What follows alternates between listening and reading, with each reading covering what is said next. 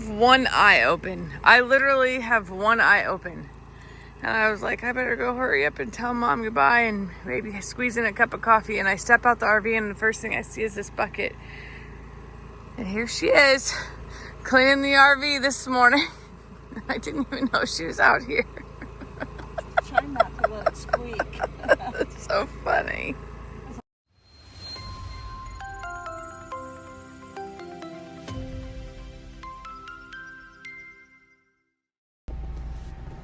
Well, it's the final night. Parked here at Mom's house. Getting everything tucked in. You know, AKA me. But I think that I'm going to sneak in tonight and borrow Mom's bathtub. Feels like a win. Well, I just got to Mom's and I went in and I asked to borrow her bathtub and she said, sure, I'm gonna run out to your RV. And I was like, well, I'm gonna see what you're doing in my RV. Oh, look at my little to-go caddy. How cute is that? Oh my goodness. It's gonna hold the chapstick. Is it level? Not exactly.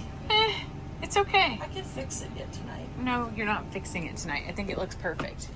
I think it's good. Sit down and see if you can Look, reach that bottom especially if I pedestal. scoot it back just a little bit, which is fine. Okay. Yeah, I See, like thought it. Something was a little off. No, I like it. It looks good. You gonna be able to reach this one though? That's Good morning from Germantown, Illinois. Mom and I are at the Spossfest breakfast, where you have a band to serenade you. Not only do they have eat-in breakfast, but you can get drive-through breakfast here.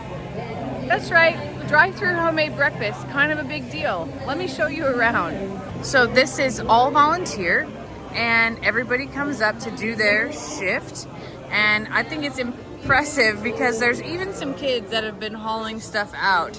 You have a few people who still dress the part to be, you know, in the German attire. You have my brother over here on the Blackstone in the lime green, and the drive-through is the cutest thing I've seen. There's even signs whenever you pulled up of like drive-through is to the right, parking was straight. This is actually Shane Dinks. This is still called Shane Dinks Park, right? Yes. So, look, you can see it right here. Home of the Spossfest. I'll have to look and see if I can find some old videos of the Spossfest from the 80s and 90s, because this whole thing was full. This was all full. They actually used, there only used to be like a slide and it was metal and it burnt your flesh. And they would take that part and barrier it off because they didn't want any kids playing on the playground and getting hurt. But this was like loaded full. Absolutely crazy. All right, so mom is reminding me this was the old tennis courts, but Mom, it had an awning over it at one point in time. It had a pavilion over top of it at one point in time. They always put a tent over it. Oh, okay. So this had a tent over it. I was like, I've sat underneath this thing many times. This was where the rock band would go. The German gigantic tent would be right here, and it was called the beer garden, right? Yes. And that's where they would have the Boomkessel polka band, and the rides would be all the way out to the ball field. The ball field was kind of like where the ride folk parked all of their equipment and stuff. No, and they weren't allowed on the ball field. Oh, that was all kids playing.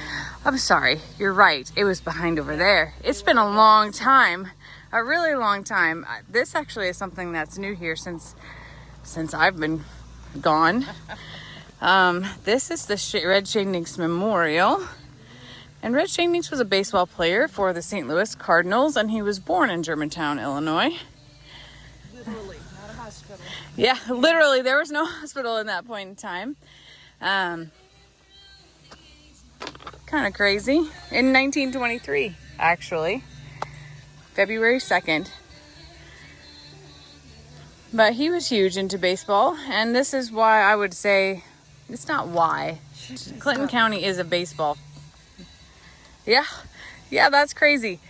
1942, his salary was $75. He played in the minor leagues until 1944, compiling a batting average of .329. He established himself as an all-time a great second baseman. Unbelievable. Absolutely unbelievable. And he was called Red because he had red hair. That's really neat. All from Germantown, Illinois.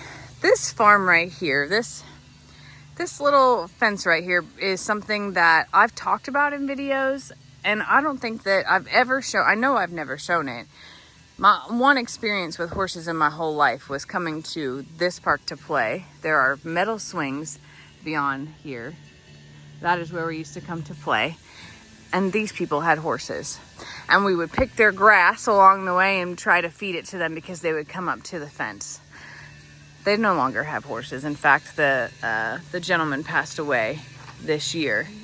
My babysitter who lived in this house, we lived a few blocks down the road, and she would come over to watch us, and sometimes we would get to come back to her house to play in the basement. She had a metal easy bake oven, and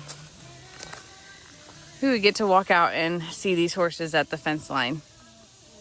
I don't think they're here. Their pasture does look maintained though, so that kind of makes me wonder if it was recent that they got rid of them, because it doesn't look overgrown at all for what should be if there weren't animals here. And I do still see a feed trough back here and even a water trough hanging out. What is that? I don't know. It is a beautiful tree. That's not a Bradford pear, is it? It is a Bradford pear. Is it? Yeah, I think so. So anyway, this is a little bit of my history. Maybe I'll take you on a little driving tour later. You think? They do have another paddock over here and a barn. This has always been one of my favorite properties in Germantown.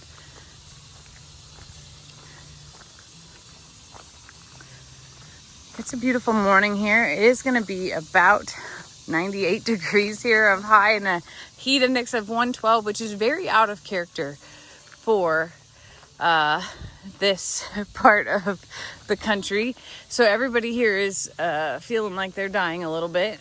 I feel like home. I don't see them and the gate's open. Oh yeah. Oh, I see one. Do you? I knew it was maintained. It is. Now that's not the horse I remember. I remember them having chestnuts. There's that baby, but the gate is open, so that's interesting. Yeah. How pretty. I knew that pasture looked too eaten down to not have something in it. I don't know if that's the only one. Maybe there is a panel over it. It's just not the wooded, maybe not a gate like we think of. Mom, stop walking in their yard. They're not gonna care because everybody knows everybody here. Good morning. As you can see,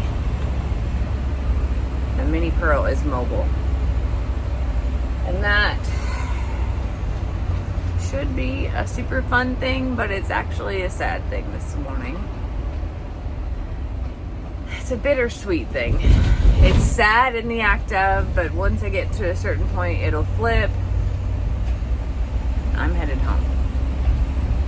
I'm gonna swing by and hug my sweet, beautiful Kinley Cole grandbaby before I leave. But I will not cry. I'm not gonna cry. I'm not gonna cry. I have had an amazing amount of time here. We've gotten a lot accomplished. Unfortunately, the house will not be torn down tomorrow. We have to wait for the gas company, and it could be up to 2 weeks. I can't stay for up to 2 weeks, and then hopefully that the contractor will be available after that, so I can do my calls from home, and it's time to go home.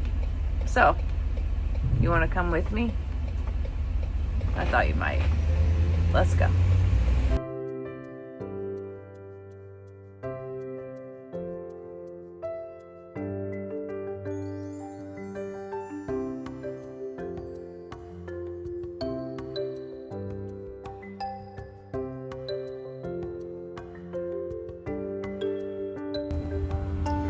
I'm just over halfway home, and I'm at a Love's getting gas, and I see these guys, and I just think to myself, like, I'm so close to my babies.